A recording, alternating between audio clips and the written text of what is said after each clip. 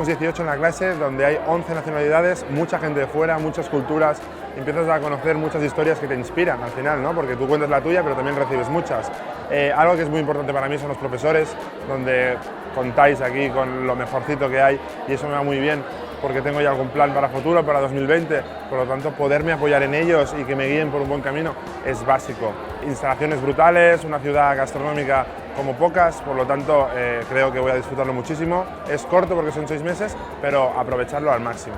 Aquí tienes la posibilidad de estar en una clase y que te lleguen inputs por todos los lados, de todo el mundo, desde Rusia hasta Perú, hasta Colombia, hasta México, o sea, de todos los lados.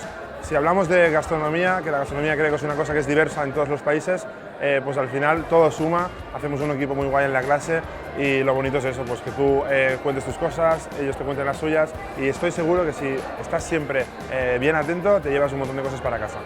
Al final con los profesores que tenemos aquí me apoyo muchísimo, trabajamos cada semana en el business plan, en la carta, en todo lo que es el concepto gastronómico y no podría estar en ningún mejor lugar que en Basque Culinary para hacer esto realidad.